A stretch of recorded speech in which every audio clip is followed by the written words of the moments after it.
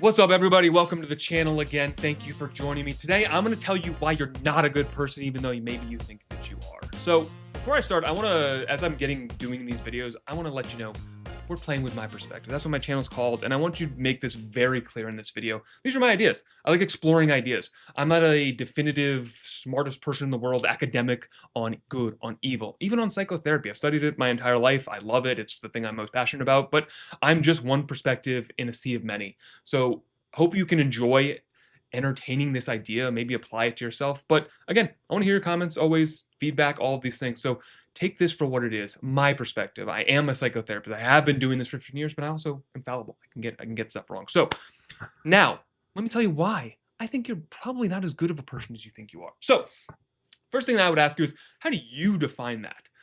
There's this idea out there that we have public and personal definitions. And I think this is a great case for this, is that we often have an idea of what good means in our heads. I have kind of an idea of what good means in my head. But take a step back, you say, hey, well, how did I get to that point? It's probably because, oh, I have a set of values, and good is things that are aligned with my values. But I realized that, you guys out there, your values are different than mine.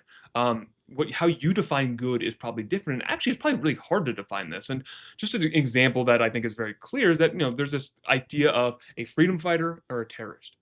Well, those are words to describe the same human being in the same situation doing the same things. But depending on your perspective, that person is either a hero fighting to protect your country, or they are a villain that is fighting against the country that you live in.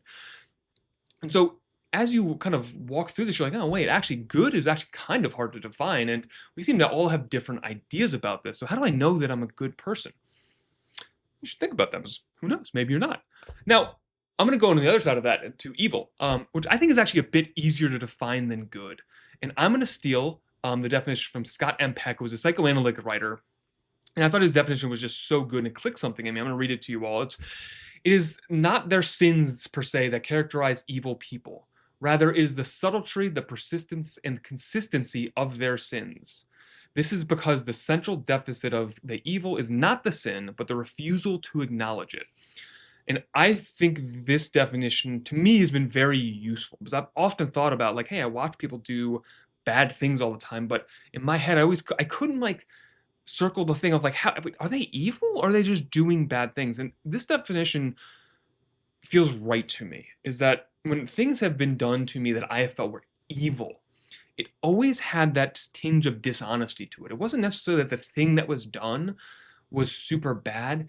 It was that the person was either justifying it, didn't see it, or was blaming me for the thing that they were doing to me. It was the dishonesty of this. And so I think this definition makes it a bit easier for us to understand is, okay, it's really important for us not necessarily to always do good things, but to acknowledge when we do the things that are a bit evil, to acknowledge that. And then the other two parts of it is the persistence and consistency, is that, hey, let's try to do that less. So it's not consistently do evil things. And I think of persistence as, hey, someone tells me to stop doing this, or there's some kind of consequence. You stop rather than persist past the consequence, or someone trying to be like, dude, hold off. So now we have this evil thing. So if you think you're a good person, we're not sure what that is, that you have your own definition of this. Now we have this kind of, maybe we have a now communal definition of evil. And so why is this important? Why would you want to know these things or even have these ideas in your mind? And so I'm going to make an argument for you that if you think that you are good, you are more likely to act out that definition of evil, being dishonest. I'm going to kind of use some psychological ideas to explain to you why I think this, is that we have what are called defense mechanisms. I'm sure you all have heard of this. And one of them is projection. The very simple way that I describe this term is that we have a feeling inside of us that we've decided we have disavowed for one reason or another. And instead of acknowledging that's inside of us, but that's too uncomfortable, anxiety provoking, we decide out there, you watching this, it's your fault that I'm feeling anxious right now. It's not that I'm feeling anxious, it's that you're doing something to make me feel anxious. And so we're mistaking things that are happening internally with us for things that are happening externally. And well, using our kind of definitions of evil, is that we become quite dishonest in doing that. Is that, well, if it's actually me and I'm blaming you for this, well, that kind of becomes a bit evil. Is that I'm now being dishonest. I'm now saying, hey, it couldn't be me because I'm good. I'm good. I can't acknowledge that I'm evil, but I'm good. So, well, no, that has to be outside of me, and that has to be you.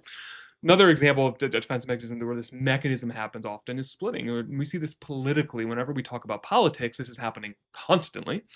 Is that if you're a Democrat, you're a good person. If you're a Republican, you're a bad person. There's a common theme that we hear. Um, it's nonsense. It's very silly. Um, it clearly is, hey, I'm on the good team, you're on the bad team. And what I fear about this is that, well, let's think about what happens. Let's say that that is true, that you were 100% right about your perceptions that, like, you're the good guy and they're the bad guy. Well, what happens? I mean, we've all watched movies and stories. What do the good guys do to the bad guys? They usually beat the shit out of them, throw them in jail, confine them, take away their rights. And we're all cheering them on. We're like, yeah, good job. These guys are bad. Like, you're the good guy. Go do the good thing. Now, the problem is, like, what if we're wrong?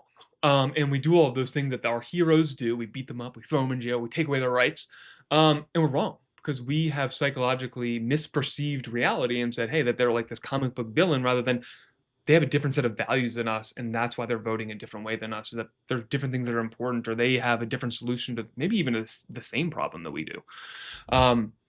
So there's this real trap that we get into psychologically if we've decided that we are a good person.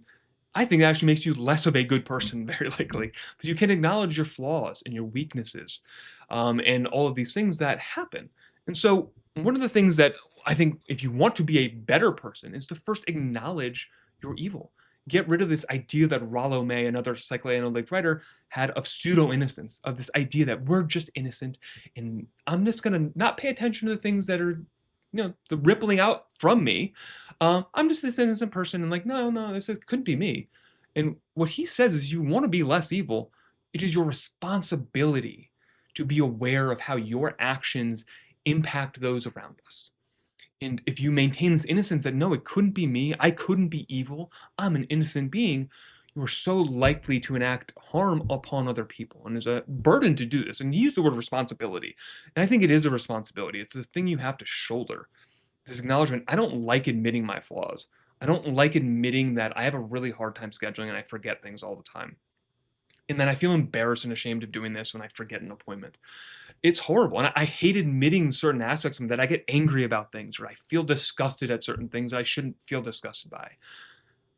And I don't love that sensation, that recognition of that.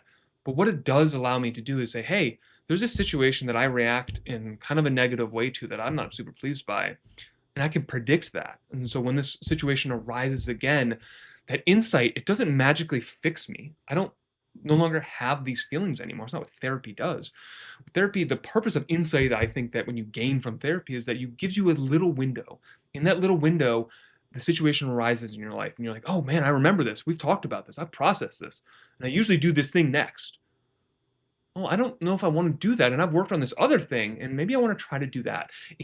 Without insight, there is no window. You just do the thing that you've always done as if you were an automated robot. And so much of this insight of our own evil, the importance of that I'm arguing, is that it allows you to have insight into this, that if you want to change a behavior that is causing harm, you can do that. And you can only do that if you're aware of the evil inside of you, the harms that you cause to other people, the discomfort. All of these things is the only way to act in a little bit of a better way. And to me, being a good person isn't a thing that you are. It's not a static state. You have decisions to make every day. You watching this, you probably have like 20 decisions you gotta make the rest of your day. After you watch this video, go make the decision that is helpful and that is a good act. And don't do the dishonest thing that harms other people if you can be aware of it. And you did a good thing. And that's great. You should try to do more good things than you did yesterday. You shouldn't try to be a perfect good being. It is too much pressure, and you'll end up causing harm, in my opinion, very likely by trying to maintain the image of this all good person when we're a human being. We're kind of an animal. We have these weird drives to hurt people that harm us. We have sexual drives that I don't even want to start to make sense out of, that are bizarre sometimes. And if we don't acknowledge that this is just part of the reality that we were born into, that our bodies and our minds operate in a particular type of way, they are steering the ship and not you, the person I want steering the ship, which is making conscious decisions of deciding, hey, I know I'm like this, or hey, I know the situation usually turns out this way. I actually want to do something different because the outcomes have been bad and I don't want to do this anymore. So I encourage each and every one of you, take a look at yourself.